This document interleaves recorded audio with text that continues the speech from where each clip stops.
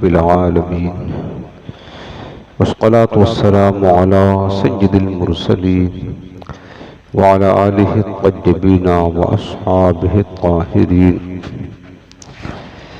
أما بعد فأعوذ بالله من الشيطان الرجيم. بسم الله الرحمن الرحيم. كلا إنهم عن ربهم يومئذ لمحجوبون ثم إنهم لصال الجحيم ثم يقال هذا الذي كنتم به تكذبون. كلا إن كتاب الأبرار لفي عليين وما أدراك ما عليون كتاب مرقوم يشهده المقربون. إن الأبرار لفي نعيم على الأرائك ينظرون تعرف في وجوههم نظرة النعيم يسقون من رحيق مختوم ختامه مسك وفي ذلك فليتنافس المتنافسون إلى آخر السورة. آمنت بالله صدق الله العظيم وبلغنا رسوله النبي الكريم رؤوف الرحيم عليه أفضل الصلاة والتسليم. اللهم رب اشرح لي صدري ويسر لي أمري واحلل عقدة من لساني يفقه قولي. رسول کریم رؤوف الرحیم علیہ افضل الصلاۃ والتسلیم ارشاد فرماتے ہیں اول الناس بی یوم القیامت اکثرهم علی صلاۃ. قیامت کے دن میرے سب سے قریب وہ شخص ہوگا جس نے مجھ پر دنیا میں کثرت کے ساتھ درود پاک پڑھا ہوگا. سبحان اللہ.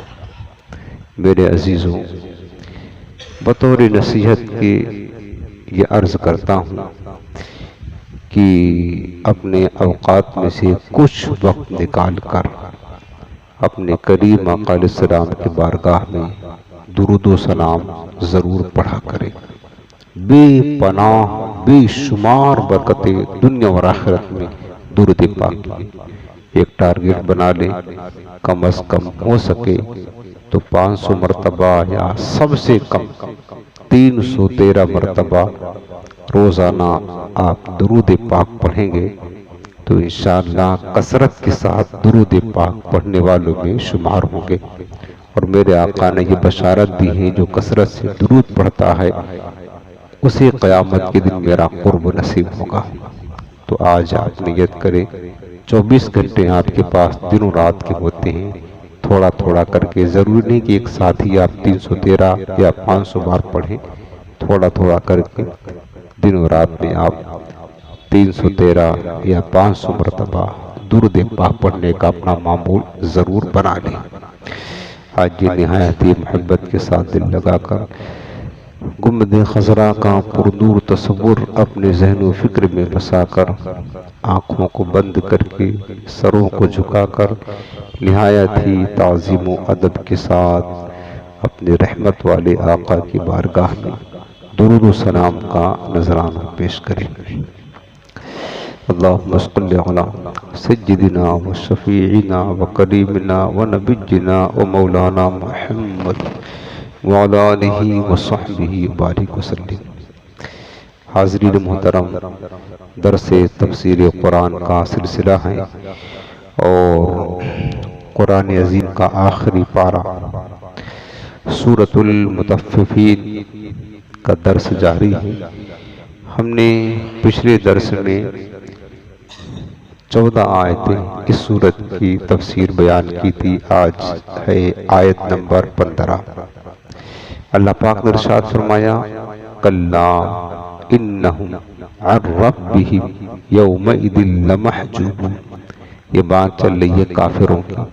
فرما کہ یقیناً بے شک ضرور یہ کافر اس دن یعنی قیامت کے دن اپنے رب کے دیدار سے محروم ہوں گے۔ قیامت میں کفار اللہ تعالیٰ کے دیدار سے محروم ہوں گے، اور یہ سب سے بڑی بدنصیبی ہے۔ یاد رکھنا، بروز قیامت اور جنت میں نیک بندوں کو، صالحین کو اللہ رب العالمین کا دیدار ضرور ہوگا۔ دیکھیں، یہ دنیا میں ہے، دنیا میں اللہ کا دیدار کسی کے لیے ممکن نہیں ہے۔ اللہ رب العالمین کو صرف ایک ذات نے دیکھا ہے، وہ بھی دنیا میں نہیں، اللہ مقام میں دیکھا ہے، اور کسی کے لیے ممکن نہیں۔ باقی آخرت میں، قیامت کے دن اور جنت میں رب العالمین کا دیدار مومنین، صالحین، اللہ سے محبت کرنے والے اللہ کا دیدار ضرور کریں گے۔ یہ اللہ کا وعدہ ہے، ضرور دیدار کریں گے۔ اور قرآن عظیم کی کئی آیات اس پر دلالت کرتی ہے۔ مثلاً سورۃ القیامہ میں اللہ پاک نے ارشاد فرمایا کہ وجوہ یومئذ ناظرہ، اللہ پاک فرماتا کچھ چہرے اس دن تر و تازہ ہوں گے، شاداں و فرحاں ہوں گے۔ کچھ چہرے الی ربہا ناظرہ، اور وہ اپنے رب کی طرف دیکھ رہے ہوں گے، یعنی اپنے رب کا دیدار کریں گے۔ سبحان اللہ، کیسا خوبصورت منظر ہوگا۔ بندہ جس رب کو بن دیکھے ساری زندگی مانتا ہے، ایمان رکھتا ہے، جس رب کی بارگاہ میں سجدہ کرتا ہے، کبھی دیکھا نہیں، جس دن اس مالک کو، احکم الحاکمین کو دیکھے گا، کیا نظارہ ہوگا۔ دو چیز ہے، ایک دنیا اور آخرت ہے۔ دنیا ہے نا، اس کائنات کی سب سے بڑی نعمت، سب سے بڑی نعمت اگر کوئی ہے وہ صرف اور صرف ایمان ہے۔ بس دنیا کی سب سے بڑی نعمت، سارے خزانوں سے بڑھ کر، سونی چاندی ہیرے جواہرات، سلطنت، حکومت، بادشاہ، سب سے بڑھ کر اگر کوئی نعمت ہے اس دنیا میں، اس کائنات میں، وہ صرف ایمان ہے بس۔ اور آخرت کی سب سے بڑی نعمت وہ صرف اور صرف رب العالمین کا دیدار ہے۔ یہ سمجھ رہے، دنیا کی بڑی نعمت کیا ہے؟ ایمان، اور آخرت کی بڑی نعمت کیا ہے؟ وہ اللہ تعالیٰ کا دیدار ہے۔ اللہ تعالیٰ اپنے مخصوص بندوں کو ضرور دیدار کرائے گا۔ قرآن عظیم میں اللہ پاک نے فرمایا لَهُمْ مَا يَشَاءُونَ فِيهَا وَلَدَيْنَا مَزِيدٌ، فرمایا کہ اور اہل جنت کے لیے جنت میں ہر وہ شے ملے گی جس کی وہ خواہش کریں گے، جو چاہیں گے سب ملے گا۔ یہ جنت کی نعمتیں، حور و غلمان، حور و قصور، ساری راحتیں، آسائشیں، سب کچھ ملے گی۔ اللہ نے فرمایا کہ وَلَهُمْ فِيهَا مَا يَشَاءُونَ، جو چاہیں گے سب ملے گی۔ وَلَدَيْنَا مَزِيدٌ، لیکن جو اللہ کے عاشق بندے ہیں، جن کی راتیں اللہ کی محبت میں گزرا کرتی ہیں، فرمایا کہ اور ہمارے پاس مزید بھی ہے۔ علماء مفسرین فرماتے کہ یہ مزید کیا ہے؟ مزید اللہ کا دیدار ہے۔ اور اس کے بعد فرمایا 11ویں پارے میں لِلَّذِينَ أَحْسَنُوا الْحُسْنَى وَزِيَادَةٌ، فرمایا کہ اللہ پاک نے اور ان لوگوں کے لیے جنہوں نے احسان کیا، جو نیکوکار ہیں، صاحب احسان ہیں، بھلائی کرنے والے اچھے لوگ ہیں، ان کے لیے الحسنہ، حسنہ کہتے جنت کو، فرمایا کہ ان کے لیے جنت ہے۔ جو نیکوکار، پرہیزگار ہیں، اللہ والے ہیں، ان کے لیے رب نے فرمایا کہ الحسنہ، جنت ہے، وزیادہ، اور جنت سے بڑھ کر نعمت اور زیادہ بھی ہے۔ علماء فرماتے ہیں کہ زیادہ کیا ہے؟ زیادہ صرف اور صرف رب کا دیدار ہے۔ اسی لیے علماء نے فرمایا ہے کہ دیکھیں، یہ جو مومنین کو جنت کی نعمتیں ملیں گی، یہ تو ان کی اعمال کا بدلہ ہوگی۔ جنت میں داخلہ ایمان پر ہوگا، یاد رکھنا، جنت کا جو داخلہ ہوگا وہ ایمان کی بنیاد پر ہوگا۔ اور جنت میں جو درجات ملیں گی، جنت کی کثیر نعمتیں ملیں گی، وہ اعمال کے حساب سے ملے گی، جیسے جس کے اعمال ہوں گے ویسے اس کے درجات کی بلندی ہوگی۔ اور جنت میں ایک اور چیز ملے گا، وہ رب کا دیدار۔ رب کا دیدار ایسی شے ہے کہ جو کسی عمل کا بدلہ نہیں، کوئی عمل اس کا بدل ہو ہی نہیں سکتا ہے۔ رب کا دیدار مفسرین فرماتے محض فضل ربانی سے ملے گا بس۔ کسی عمل کا دیدار اس کا مطلب کسی عمل کا بدلہ رب کا دیدار بن ہی نہیں سکتا. کوئی عمل اس قابل کہاں کہ اس عمل کو کر کے ہم رب کا دیدار حاصل کر لیں. فرمایا کہ رب کا دیدار صرف اور صرف فضل ربانی ہوگا. اس فضل کو پانے کے لیے علماء نے لکھا ہے کہ فجر اور عصر کی نماز کی پابندی کرے. جو بندہ فجر اور عصر کی نماز کی پابندی کرتا ہے اللہ تعالیٰ یہ فضل اس کو عطا فرمائے گا، انہیں اپنا دیدار کرائے گا. اور تیسری چیز یہ بات لکھا علماء نے کہ دیدار الہی وہی کر سکے گا جس نے دنیا میں دل کی آنکھ سے جمال مصطفی کا نظارہ کر لیا. سبحان اللہ. ظاہری آنکھ نے اگرچہ نہیں دیکھا، دل نے حضور کا دیدار کر لیا، دل سے حضور سے محبت کرتا ہے. فرمایا کہ یہ شرط ہے دیدار الہی پانے کے لیے سب سے پہلے اپنے دل کی آنکھ سے دیدار مصطفی کر چکا ہو، تب جا کر اس کو جنت میں اللہ تعالیٰ کا دیدار نصیب ہوگا. یعنی حضور کی اس شوق جو ہوں گے وہ اللہ تعالیٰ کا دیدار کریں گے. خیال رہے کہ کلام الہی قیامت کے دن سب سے ہوگا. اللہ تعالیٰ کافروں سے بھی کلام کرے گا، مومنوں سے بھی کلام کرے گا، مگر مومنوں سے رحمت کا کلام ہوگا اور کافروں سے غضب اور ناراضگی کا کلام ہوگا. فرمایا کہ غضب کا، لیکن دیدار الہی ہر ایک کو نہیں ملے گا. دیدار الہی صرف اور صرف مومنین کو ملے گا. اور کافروں کے بارے میں کیا فرمایا؟ کلا انہم عن ربہم یومئذ لمحجوبون. فرمایا کہ یقیناً یہ کافر اس دن اپنے رب کے دیدار سے ضرور محروم ہوں گے. یہ کافروں کو سب سے بڑی بدنصیبی ہی ہوگی کافروں کے لیے. حسرت بالائے حسرت، یہ تو جہنم ان کا مقدر ہے ہی ہے، لیکن رب العالمین کی دیدار سے محروم ہو گئی، یہ اور بدنصیبی ہوگی. چونکہ مومنین اس دن رب کا دیدار کریں گے. تفسیر قرطبی میثاق کے تحت لکھا ہے، امام مالک بن انس رحمۃ اللہ علیہ فرماتے ہیں کہ جب اللہ تعالیٰ اپنے دشمنوں کو اپنے دیدار سے محروم رکھے گا اور وہ اس کو نہیں دیکھ سکیں گے تو پھر اللہ تعالیٰ اپنے اولیاء اور مومنین کے لیے اپنے دیدار کی تجلی فرما دے گا کہ مومنین اس کا دیدار کریں گے اور اس کو دیکھ سکیں گے. اور تفسیر ابن کثیر میں ابن کثیر فرماتے ہیں کہ امام شافعی رحمۃ اللہ علیہ کا قول لکھا ہے. امام شافعی فرماتے ہیں کہ جب اللہ تعالیٰ کفار پر ناراضگی کی وجہ سے ان کو اپنے دیدار سے محروم رکھے گا تو جب اللہ تعالیٰ مومنین سے راضی ہے تو ضرور ان کو اپنا دیدار عطا فرمائے گا. اور امام شافعی بڑی پیاری بات فرماتے ہیں کہ اگر محمد بن ادریس، یعنی آپ کا نام تھا، امام شافعی رحمۃ اللہ علیہ کا نام کیا ہے؟ محمد بن ادریس. اگر محمد بن ادریس کو یہ علم نہ ہوتا کہ وہ قیامت کے دن اپنے رب کو دیکھے گا تو وہ دنیا میں اس کی عبادت ہی نہ کرتا کبھی. یہ تو جو عبادت ہم دنیا میں کرتے ہیں وہ صرف ایک تمنا ہے کہ قیامت کے دن رب کا دیدار نصیب ہوگا، اس وجہ سے وہ دنیا میں عبادت کرتے ہیں. پھر اگلی آیت نمبر 16 اللہ پاک فرماتا ہے کہ ثم انہم لصال الجحیم. پہلی بات کیا بتایا کہ کافر اس دن اپنے رب کی دیدار سے محروم ہوں گے، پھر بے شک وہ ضرور جہنم میں داخل ہوں گے.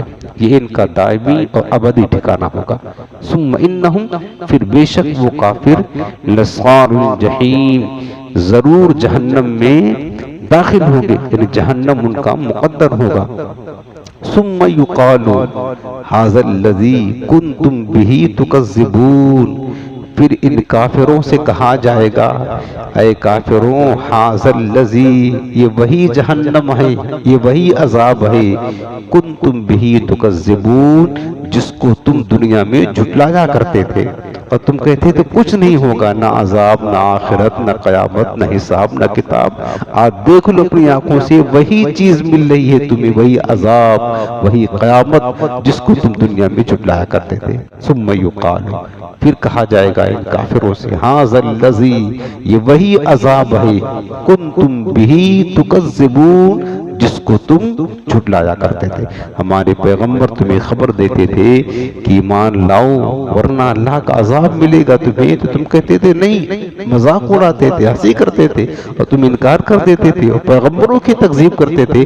آج دیکھو جو ہمارے پیغمبروں نے تمہیں خبر دی تھی آج یہ تم اپنی آنکھوں سے دیکھ رہے ہو.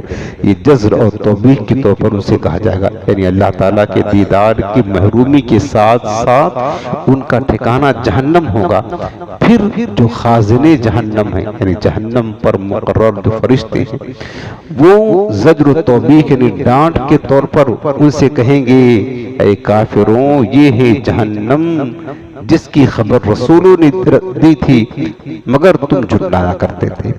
اس کے بعد اگلی آیت فرمایا اب یہ کافروں کا ذکر مکمل ہوا، اب اللہ ایمان والوں کا ذکر فرما رہا ہے۔ کلا ان کتاب الابرار لفی علیین، آپ نے پیچھے درس میں سنا تھا اللہ پاک نے کافروں اور مجرموں کا نام اعمال کہاں ہوگا؟ کلا ان کتاب الفجار لفی سجین، کافروں کا فاجروں کا نام اعمال سجین میں ہوگا، یعنی ساتوں زمین سے نیچے ایک مقام ہے کالے رنگ کی چٹان، وہاں ان کا نام اعمال رکھا ہوگا۔ لیکن ایمان والوں کا جو اعمال نامہ ہے وہ کہاں ہوگا؟ اب اس کا ذکر فرمایا کلا بے شک یقیناً ان کتاب الابرار، بے شک نیک لوگوں کا نام اعمال، ابرار کہتے ہیں نیک لوگوں کا، اب کتاب کہتے ہیں نام اعمال جو دنیا میں اس نے اچھائیاں کیا تھا۔ فرمایا کہ بے شک نیک لوگوں کا نام اعمال لفی علیین، ضرور علیین میں ہے، علیین میں ہے، ان نیک لوگوں کا نام اعمال علیین میں ہے، یعنی وہ کتاب جس میں ابرار کے اعمال لکھے ہیں، ساتویں آسمان کے اوپر عرش اعظم کے نیچے سب سے اونچے مقام علیین میں رکھے جاتے ہیں۔ سبحان اللہ، اللہ تعالیٰ اتنی تکریم فرماتا ہے کس کا؟ نیک لوگوں کا، نیک لوگوں کے نامہ اعمال کی اتنی عزت اللہ کی بارگاہ میں ہے، اپنے عرش کے نیچے اللہ تعالیٰ نے مقام علیین میں نیک لوگوں کا نامہ اعمال وہاں سنبھال کر کے رکھا ہوا ہے۔ سبحان اللہ، کیا عزت ہے اللہ کی بارگاہ سے۔ فرمایا کہ بے شک نیک لوگوں کا اعمال لفی علیین، ضرور علیین میں ہے، اور علیین کہاں ہے؟ ساتوں آسمان کے اوپر اللہ کے عرش کے نیچے ایک مقام ہے، خوبصورت جگہ ہے، اس کو علیین کہتے ہیں، وہاں پر اچھے لوگوں کا نام اعمال رکھا ہوا ہوگا۔ وما ادراک ما علیون، اب اس کی اہمیت کو بتانے کے لیے ایک سوالی انداز میں فرمایا اور تجھے کیا پتا علیین کیا ہے؟ وما ادراک، اور تو کیا جانے ما علیین، علیین کیا ہے؟ پھر رب نے خود جواب دیا کتاب مرقوم، علیین کو نہیں جانتے؟ سنو، یہ مہر لگائی بھی ایک کتاب ہے، کتاب مرقوم، مرقوم کہتے ہیں لکھی ہوئی ایک کتاب ہے، یعنی ایک نوشتہ ہے، ایک نامہ اعمال ہے، کتاب مرقوم مہر لگائے ہوئی ایک کتاب ہے، یعنی نامہ اعمال ہے۔ یشہدہ المقربون، اللہ کے مقرب فرشتے اس نامہ اعمال کی زیارت کرتے ہیں۔ سبحان اللہ، اتنی عزت اللہ دیتا ہے نیک اعمال کا، نیک اعمال کا اتنی عزت دیا، فتح فرمایا کہ یشہدہ المقربون، مقربین فرشتے اس کی زیارت کرتے ہیں، یعنی وہ کتاب جس میں ابرار کے اعمال لکھے ہیں، وہ ساتوں آسمان میں عرش کے نیچے سب سے اونچی مقام علیین میں۔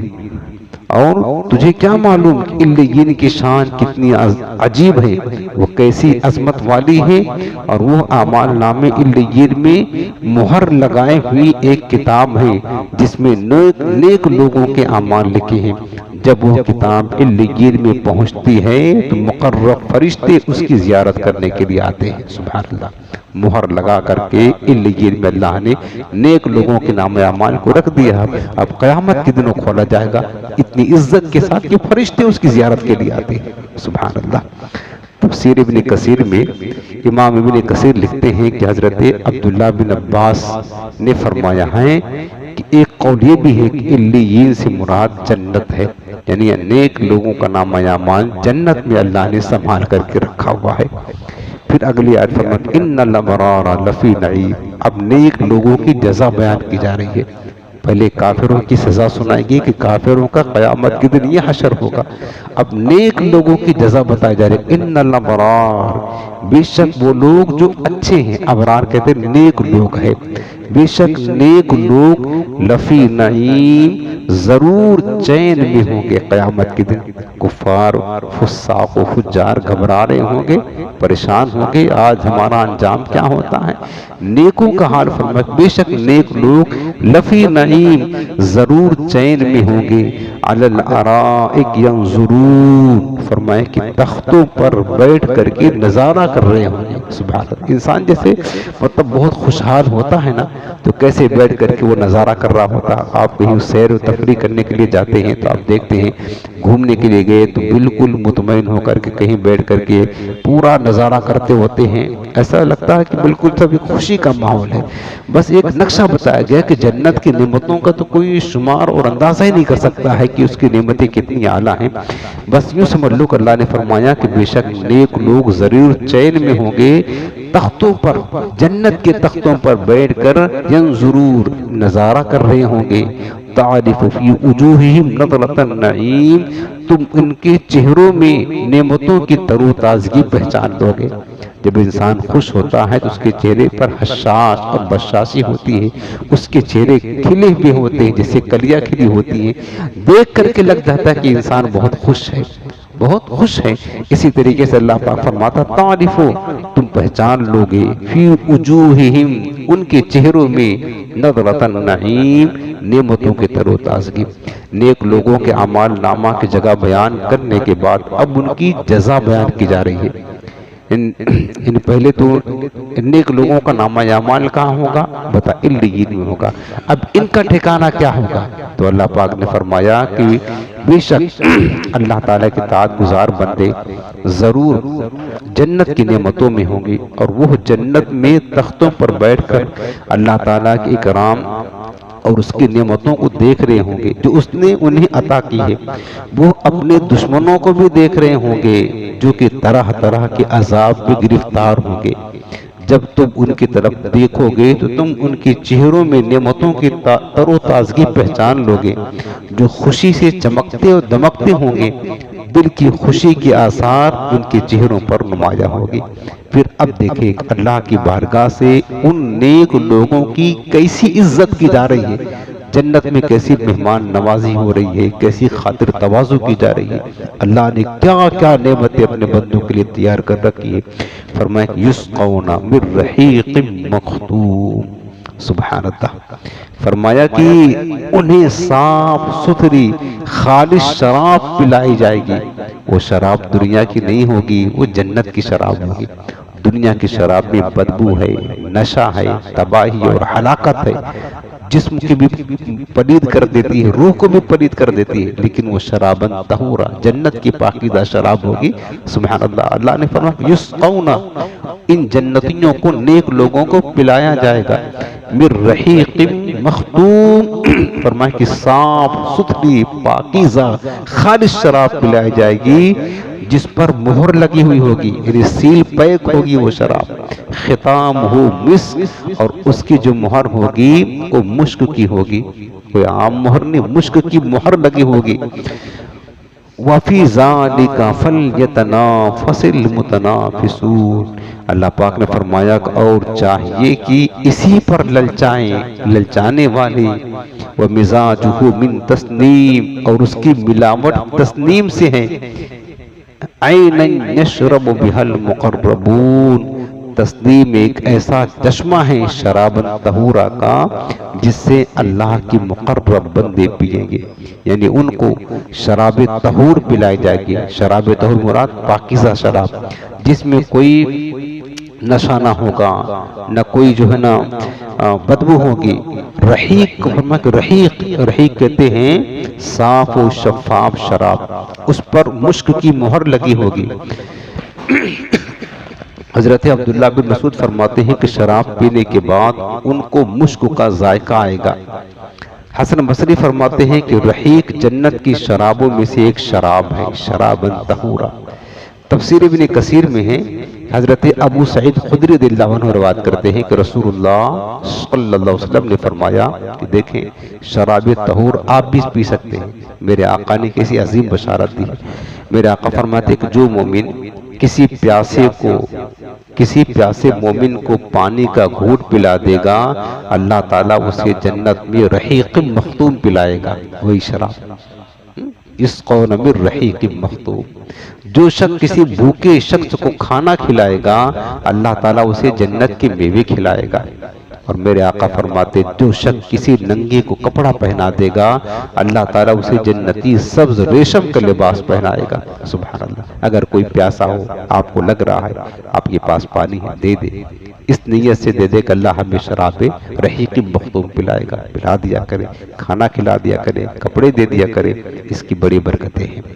اس کے بعد جو فرمایا کہ ختام ہو مسک، ختام کہتے ہیں مہر کو، مہر لگتی ہے نا، کہ اس پر جو مطلب بند ہوگی نا شیشی میں، تو اس کو مہر جو لگی ہوگی وہ مشک کی مہر ہوگی۔ حضرت ابن عباس رضی اللہ عنہ فرماتے ہیں کہ اللہ تعالیٰ نے ان کے لیے اس شراب کو انتہائی پاکیزہ بنایا ہے، اور اس کے آخر میں اس پر کستوری کی مہر لگا دی ہے۔ ابن کثیر نے لکھا ہے کہ حضرت ابو درداء رضی اللہ عنہ فرماتے ہیں کہ یہ چاندی کی مثل سفید شراب ہوگی، اور اسے سب سے آخر میں پئیں گے۔ اگر اہل دنیا میں سے کوئی شخص اس شراب میں اپنی انگلی ڈال کر باہر نکال دے اور دنیا والوں پر ظاہر کر دے کہ تمام دنیا خوشبودار ہو جائے، سبحان اللہ، صرف ایک انگلی ڈالے اور نکال کر دنیا میں ظاہر کر دے، فرمایا پوری دنیا اس سے مشکبار ہو جائے، بتاؤ کیسی خوشبو ہوگی، سبحان اللہ۔ جنت کی نعمتیں انتہائی اعلیٰ ہیں، ہمارے وہم و گمان میں کبھی نہیں آ سکتی۔ اللہ تعالیٰ نے اپنے نیک بندوں کے لیے تیار کر رکھی، کاش نصیب ہو جائے۔ پھر فرمایا اللہ پاک نے ابھی ترغیب دی اپنے بندوں کو، میرے بندوں ہر کوئی چاہتا ہے نا کہ تم ان نعمتوں کو حاصل کرو، ایسی شراب طہورہ کو پیو، فَلْيَتَنَافَسِ الْمُتَنَافِسُونَ، تو للچانے والے چاہیے کہ اس پر للچائیں۔ ہم لوگ کیا کرتے ہیں، دنیا کو دیکھتے ہیں، دنیا کی نعمتوں کو دیکھتے ہیں، ہمارے دل میں رغبت پیدا ہوتی ہے، کسی کا عالیشان مکان دیکھ لیا، کوٹھی دیکھ لی، سوچتے یار ہمارے بھی ایسے بنگلہ ہو جائے، خوبصورت گاڑی لایا ہمارے بھی ایسے ہو جائے، کوئی اچھا کاروبار چلنے لگا ہمارا بھی، ہم دنیا کی طرف دیکھ کر کے للچاتے ہیں نا۔ رب نے ہمیں فرمایا کہ دنیا تو فنا ہونے والی، تم خود ہی چھوڑ کر چلے جاؤ گے، ورنہ یہ تم سے جدا ہو جائے گی۔ انسان کچھ بھی کر لے، دنیا کی بڑی سی بڑی نعمتیں ہی کیوں نہ لے لے، آخر کار چھوڑ کر کے تو جانا پڑے گا، ہمیشہ تو نہیں، دائمی نہیں۔ لیکن تمہیں اگر رغبت کرنا ہے، تم اگر چاہتے ہو کوئی چیز نہ، تو اللہ نے آخرت کی طرف مائل کیا کہ جنت کی وہ ابدی سرمدی دائمی نعمتیں، ان کی طرف رغبت کرو، ان کو للچاؤ، یعنی ان کی طرف للچاؤ اور اس کی خواہش کرو کہ ہمیں جنت کی نعمتیں مل جائیں، حور و قصور مل جائے، ہمیں جنت کی اعلیٰ سے اعلیٰ ترین شراب مل جائے، اس پر للچاؤ۔ فَلْيَتَنَافَسْ، چاہیے کہ للچائیں، المتنافسون، للچانے والے، کس پر؟ اس پر جو اللہ تعالیٰ نعمتیں گنا رہا ہے۔ فرمایا کہ فَلْيَتَنَافَسِ الْمُتَنَافِسُونَ، یعنی ان نعمتوں میں رغبت کرنا چاہیے اور ان نعمتوں کے حصول کے لیے اعمال صالحہ کرتے رہنا چاہیے، تاکہ انہیں مشک کی لگی ہوئی شراب حاصل ہو۔ آپ کو پتا ہے وہ نعمتیں پانے کے لیے نیک عمل کرنا ضروری ہے، تو اگر آپ نیک عمل کریں گے، ہم نیک عمل کریں گے، تو جنت کی نعمتیں اللہ ہمیں بھی عطا فرما دے گا۔ پھر آگے فرمایا کہ مزاجہ من تسنیم، جو رحیق مختوم ہے، خالص پاکیزہ ستھری شراب، اللہ فرماتا کہو اس میں، اس شراب میں تسنیم کی ملاوٹ ہوگی۔ ومزاجہ من تسنیم، تسنیم کیا ہے؟ جو کہ جنت کی شرابوں میں سب سے اعلیٰ کوالٹی کی شراب ہے۔ جنت کی میں کئی طرح کی شراب ملے گی پینے کو، لیکن تسنیم جو ہے نا، فرمایا کہ تسنیم شراب کا وہ چشمہ ہے، یشہدہ تسنیم عین یشرب بہا المقربون، جس سے صرف اللہ کے مقرب بندے پیئیں گے، اونچے درجہ کے لوگ، انبیاء کرام ہیں، شہداء ہیں، علماء ہیں، اولیاء ہیں، صالحین ہیں، وہ تسنیم جنت کی سب سے فرسٹ کلاس اعلیٰ کوالٹی کی شراب ہے۔ اللہ پاک فرماتا یہ وہ پئیں گے، لیکن جو نچلے درجہ کے جنتی ہوں گے اس میں فقط تسنیم کی ملاوٹ ہوگی، خالص نہیں۔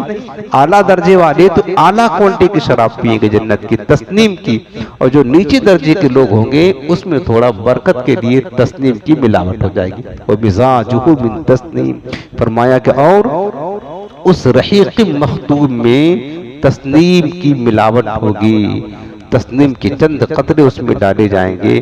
تسنیم جنت کی سب سے اعلیٰ اور عمدہ شراب کا نام ہے۔ یا عین یشرب بها المقربون، تسنیم وہ چشمہ ہے جس سے مقرب بندے پئیں گے۔ اب یہ ذکر ہوا یہاں پر ختم نیک لوگوں کا۔ اب اگلی آیت یہاں سے شروع ہو رہی ہے کافروں کے بارے میں۔ یہ دنیا میں جو کفار ہیں نا، مومنوں کو بیوقوف سمجھتے ہیں، اور خاص کر جو اہل مکہ تھے اور مکہ کے کفار تھے، وہ تو بہت زیادہ ایمان والوں کو ستاتے تھے، بیوقوف، پاگل، دیوانہ سمجھا کرتے تھے۔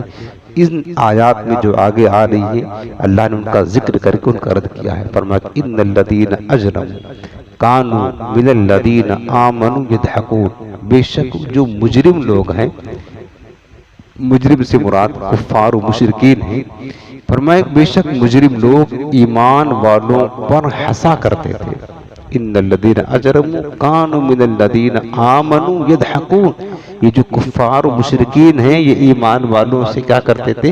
ہنسا کرتے تھے، یعنی انہیں دیکھ کر ان کا مذاق اڑایا کرتے تھے۔ وَإِذَا مَرُّوا بِهِمْ يَتَغَامَزُونَ، اور جب یہ مومنین ان کافروں کے پاس سے گزرا کرتے تھے تو یہ کفار آپس میں ایک دوسرے سے آنکھوں سے اشارہ کرتے تھے، یہ دیکھو یہ جا رہے کیسے نیچ لوگ ہیں، کیسے ذلیل لوگ ہیں، کیسے بیوقوف لوگ ہیں، اس طریقے سے اشارہ کر کے ان کی توہین و تحقیر کیا کرتے تھے۔ فَوَإِذَا انْقَلَبُوا إِلَىٰ أَهْلِهِمُ انْقَلَبُوا فَكِهِينَ، فرمایا کہ اور جب یہ کافر اپنے گھروں کی طرف لوٹتے ہیں تو خوش ہو کر لوٹتے ہیں کہ ہم نے بڑا کارنامہ انجام دے دیا، آج اس مسلمان کو ستایا تھا، آج اس کو ستایا، آج اس کو ستایا، وہ کہتا ہے میں نے اس کو ستایا، میں نے اس کو حقیر جانا۔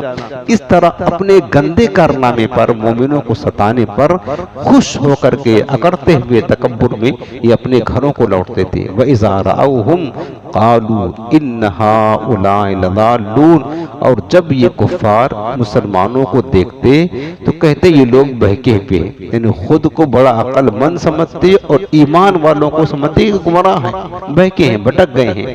وَمَا أُرْسِلُوا عَلَيْهِمْ حَافِظِينَ، اللہ پاک نے فرمایا کہ اور حالانکہ انہیں ان کافروں کو مسلمانوں پر نگہبان بنا کر نہیں بھیجا گیا تھا۔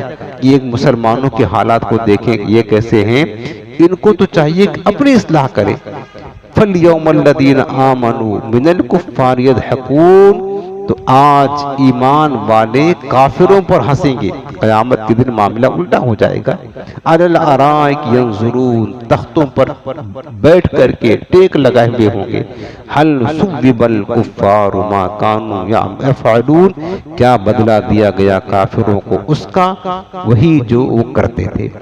اس سے پہلی آیتوں میں اللہ تعالیٰ نے یہ بتایا تھا کہ آخرت میں ابرار کو کیا کیا نعمتیں ملے گی، اور ان آیات میں یہ بتایا گیا کہ کفار و مجرمین دنیا میں مومنوں کا کس طرح مذاق اڑاتے تھے اور ان کی تحقیر کرتے تھے، اور آخرت میں معاملہ الٹ ہو جائے گا، اور اب مومنین کفار کو عذاب میں مبتلا دیکھ کر ان پر ہنسیں گے۔